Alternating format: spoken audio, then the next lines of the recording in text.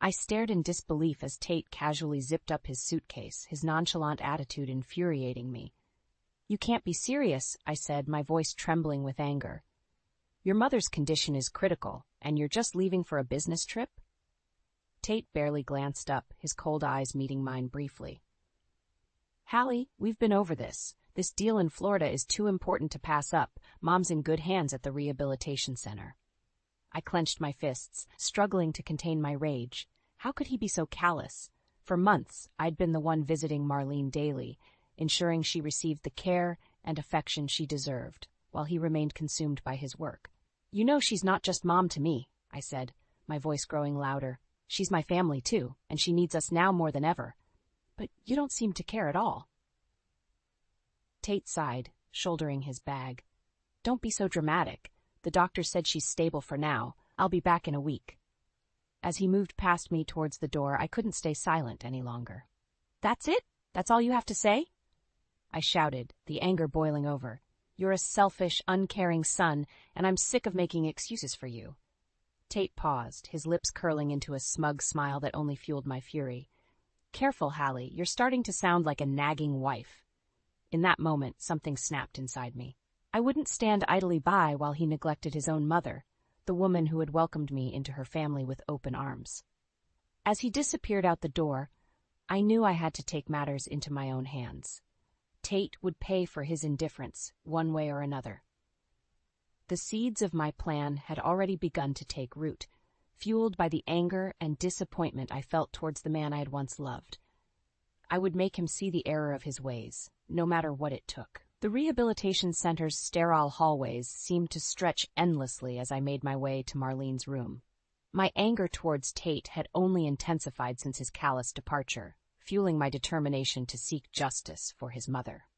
As I entered the room, Marlene's tired eyes lit up, a warm smile spreading across her face. "Hallie, dear, it's so good to see you."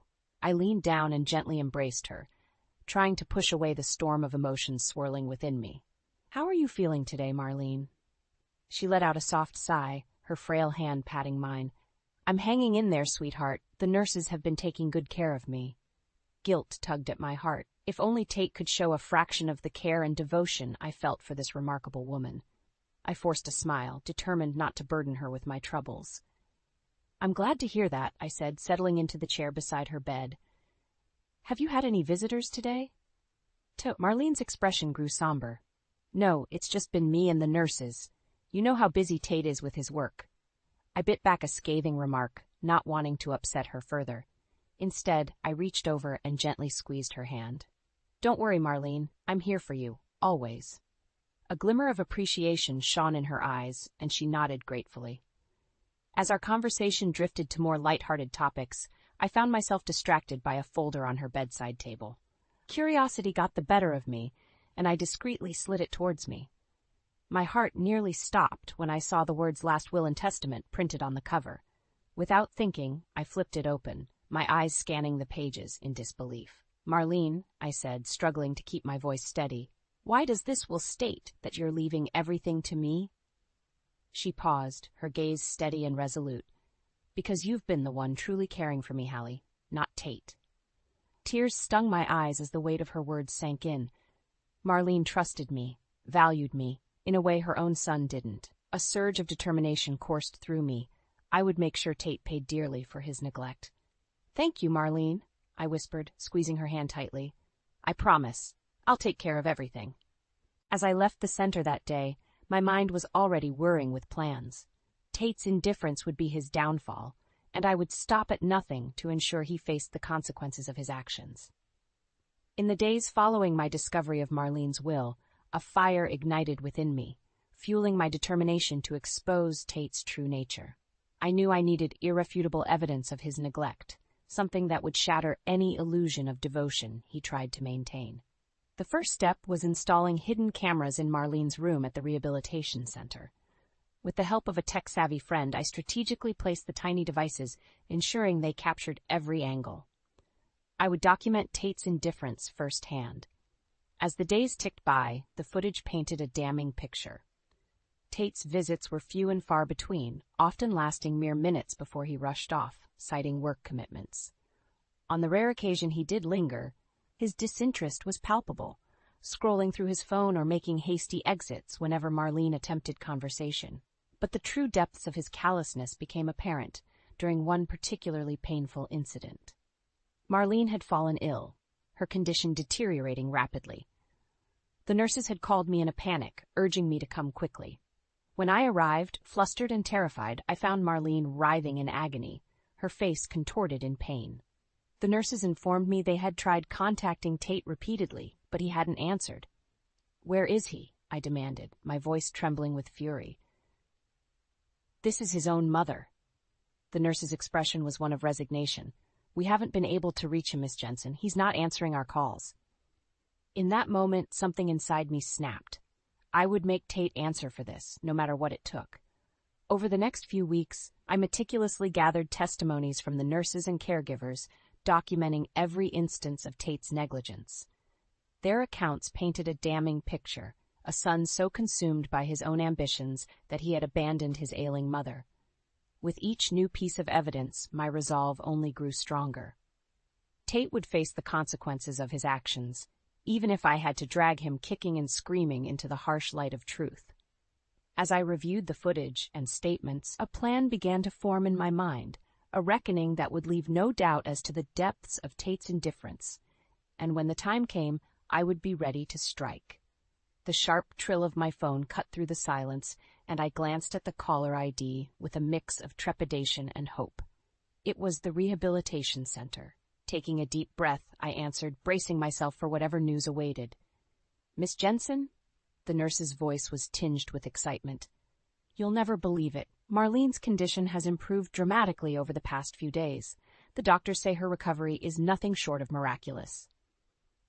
A wave of relief washed over me, quickly followed by a surge of determination. This was the opportunity I had been waiting for, a chance to make Tate face the consequences of his neglect once and for all. "That's wonderful news," I replied, already formulating my plan. "When can I bring Marlene home?" The nurse's voice brightened. "The doctors have given the all clear. She's ready for discharge whenever you're able to pick her up." "Perfect. I'll be there as soon as I can." Hanging up the phone, I wasted no time. I gathered the evidence I had meticulously compiled, the damning footage, the nurse's testimonies, every shred of proof of Tate's indifference. With Marlene by my side, we would confront him together, leaving him no room for excuses or lies. When I arrived at the center, Marlene was already waiting in the lobby, her vibrant smile a stark contrast to the frail woman I had grown accustomed to seeing.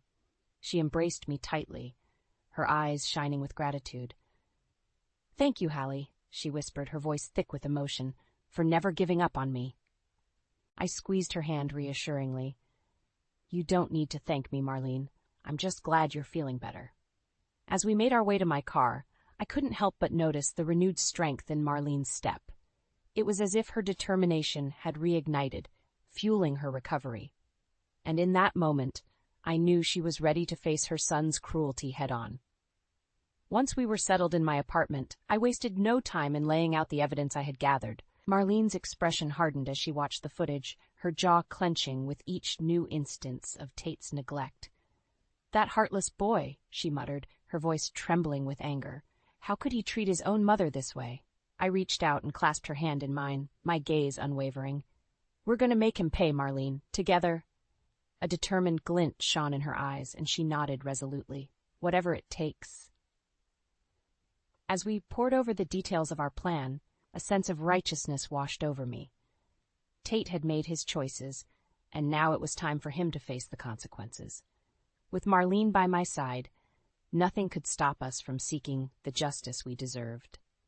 With Marlene's recovery progressing remarkably, the time had come to set our plan in motion. We would make Tate answer for his cruelty, exposing his true colors in front of those he respected most. "Are you sure you're up for this, dear?" I asked Marlene as we pored over the guest list. "We can postpone if you need more time." Her steely gaze met mine, resolution etched into every line of her face. "No more delays, Hallie.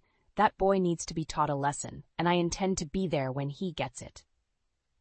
I nodded, suppressing a smile at her unwavering determination. Together, we finalized the invitations for a family dinner under the guise of celebrating Marlene's miraculous recovery. But our true intentions were far more sinister.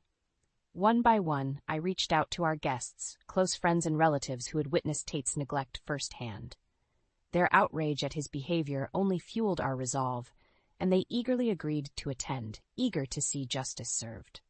As the preparations unfolded, a palpable sense of anticipation hung in the air. Marlene and I worked tirelessly, ensuring every detail was perfect. The table was set with exquisite care, the meal meticulously planned, and the evidence, the damning footage and testimonies, carefully organized, ready to be unveiled at the opportune moment. Finally, the night of the dinner arrived, and our guests began to trickle in, their expressions a mix of curiosity and thinly veiled concern. They had no idea what was in store, but their trust in us was unwavering.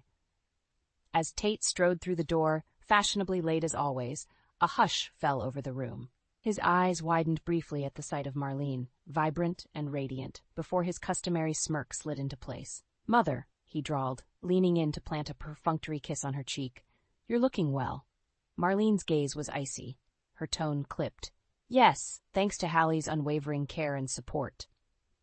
Tate's brow furrowed, but before he could respond, I stepped forward, my heart pounding with a mixture of nerves and righteous fury. "Shall we get started?" I gestured towards the dining table, my voice ringing with false cheer. As the meal progressed, the tension in the air was palpable. Tate regaled the guests with tales of his latest business exploits, oblivious to the scrutinizing glances darting his way. Marlene and I exchanged covert glances, our hands clasped tightly beneath the table, silently reassuring each other. Finally, as dessert was served, I cleared my throat, commanding the attention of everyone present. "Before we conclude our evening, there's something we'd like to share with you all." Tate's brow furrowed, but he remained silent, his curiosity piqued. With a slight nod from Marlene, I pressed play on the remote control, and the damning footage began to roll, bathing the room in an eerie glow. Tate's face contorted in horror as the evidence of his neglect played out for all to see, his mask of indifference shattered. The silence that followed was deafening, broken only by the sound of Marlene's voice, steady and resolute. "You've disappointed me for the last time, Tate." As the implications of her words sank in, Tate's veneer of composure crumbled, his true colors on full display. And in that moment, I knew our retribution was complete. The deafening silence that followed Marlene's declaration was shattered by the scraping of Tate's chair as he abruptly stood, his face contorted in rage. "How dare you?" he spat, his voice trembling with barely contained fury. "You're going to take the word of this woman over your own son?" Marlene's gaze remained steady, her expression unflinching. "The evidence speaks for itself, Tate. You've had countless opportunities to be there for me, but you chose your selfish ambitions instead." Tate's nostrils flared, and he rounded on me, his eyes blazing with accusation. "This is your doing, isn't it? You've been poisoning her against me from the start." Before I could respond, Marlene raised a hand, effectively silencing him. "Enough, Tate. Hallie has shown me more love and devotion than you ever have. She's the one who deserves my gratitude, not you." A murmur rippled through our guests, their expressions ranging from shock to righteous indignation. They had witnessed Tate's true colors, laid bare for all to see. Tate's gaze swept the room, his desperation palpable. "You can't all seriously believe this charade. She's manipulating you, can't you see?" But his pleas fell on deaf ears. One by one, our friends and relatives voiced their support for Marlene's decision, recounting their own experiences with Tate's neglect and indifference. As the onslaught of testimony continued, Tate's bravado crumbled, his mask of arrogance slipping away to reveal the pathetic, selfish man beneath.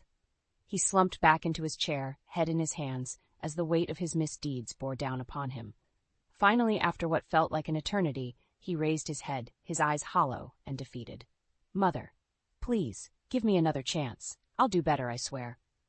But Marlene's resolve was unshakable. "It's too late for promises, Tate. You've made your choices, and now you must live with the consequences." With those words, she reached into her pocket and withdrew a document, sliding it across the table towards him. "These are the revised terms of my will. As of today, you have no claim to my assets or estate. Everything will be left to Hallie." Tate's eyes widened in disbelief as he scanned the pages, his face draining of color. You can't do this to me." But his protests were met with stony silence. Marlene had made her decision, and there was no turning back. As the evening drew to a close, our guests filtered out, offering words of support and congratulations. Tate remained slumped in his chair, a broken man, his world crumbling around him. Marlene approached me, her expression a mix of sorrow and resolution. "It's done, Hallie. He brought this upon himself," I nodded, wrapping an arm around her shoulders. "You did the right thing, Marlene. Now we can move forward, without his toxicity weighing us down." As we surveyed the aftermath of our reckoning, I felt a sense of peace wash over me. Tate had been exposed for the selfish, heartless man he truly was, and he would never again be able to hurt or neglect those he claimed to love. It was a bittersweet victory, but one that was necessary for our healing to begin. In the days following our explosive confrontation, a tense silence descended upon the house. Tate had retreated into his study, emerging only for brief periods with a haunted look in his eyes. The reality of his actions had finally caught up to him, and the consequences were devastating. I expected him to lash out, to rage against the injustice of it all, but instead he seemed defeated, a mere shadow of the arrogant man he once was. It was almost pitiable, watching him grapple with the weight of his own selfish choices. Almost, but not quite. Marlene, on the other hand, carried herself with a newfound sense of purpose. The burden of Tate's neglect had been lifted, and she was determined to make the most of her second chance at life. "I want to sell the house," she announced one morning over breakfast, her voice steady and resolute. I nearly choked on my coffee. "Sell the house? But this is your home." She waved a dismissive hand. "It's too big for just the two of us, and it holds too many memories of." She trailed off, but the implication was clear. This place was tainted by Tate's indifference. "Of course," I murmured, reaching across the table to give her hand a gentle squeeze. "Whatever you want, Marlene. I'm with you every step of the way." Her eyes softened and she returned the gesture, a small smile tugging at her lips. "I know, dear, and I'm grateful for that." In the weeks that followed, I set about making preparations for the sale. Tate remained holed up in his study, emerging only to half-heartedly protest our decisions before retreating once more. "You can't just cut me out like this," he snarled one evening, his eyes wild with desperation. "Marlene, please reconsider. I'm your son." But Marlene was unmoved, her gaze steely and unwavering. "You made your choice a long time ago, Tate, and now you have to live with the consequences." His shoulders slumped, and for a moment, I almost felt a twinge of pity for him. Almost. As the moving date approached, I caught glimpses of Tate making furtive phone calls, his brow furrowed in concentration. I knew he was grasping at straws, searching for any legal loophole that might allow him to contest Marlene's decisions. But his efforts were in vain.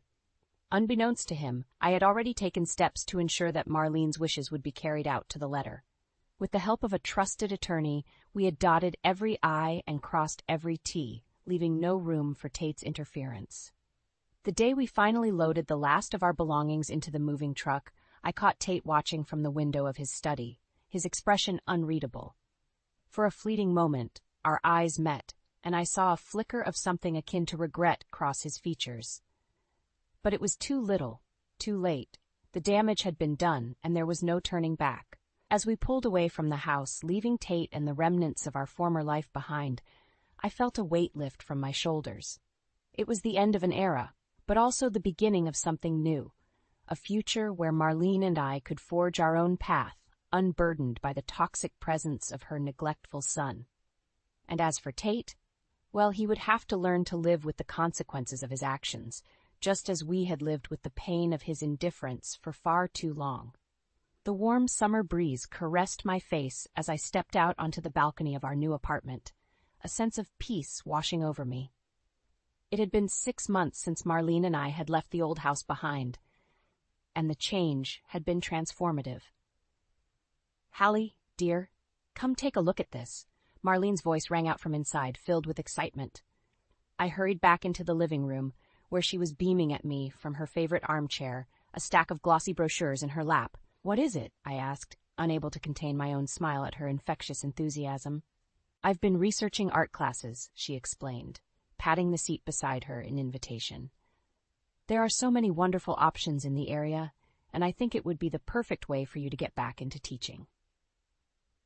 My heart swelled with gratitude as I settled next to her, scanning the brochures with renewed interest. Teaching had been my passion before the chaos of recent years, and the prospect of returning to it filled me with a sense of purpose. These look amazing. Marlene, I murmured, squeezing her hand affectionately.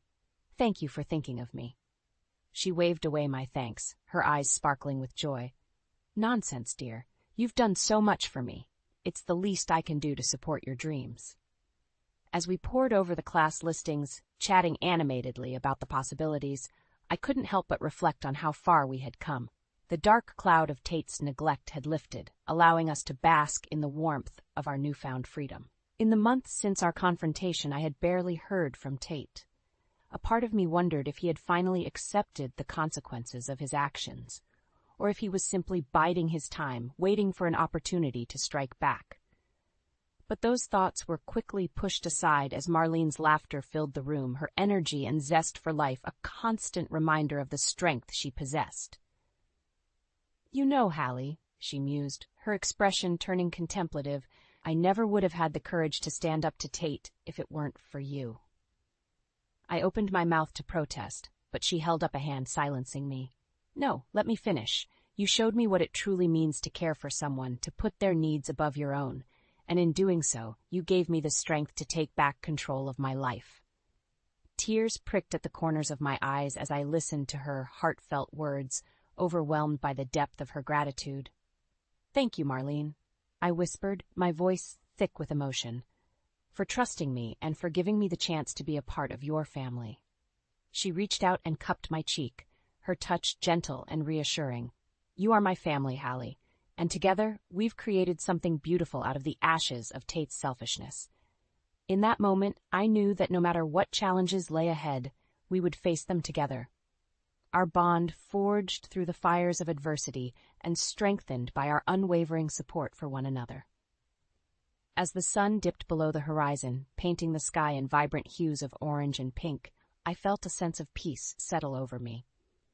The path forward may not be easy, but with Marlene by my side, I knew we could weather any storm. And as for Tate, well, he had made his choices, and now he would have to live with the consequences, alone, without the love and support of the family he had so callously discarded. It was a harsh lesson, but one that he had brought upon himself, and in the end, his loss was our gain. A chance to start anew, to build a life filled with love, laughter, and the unbreakable bond of chosen family.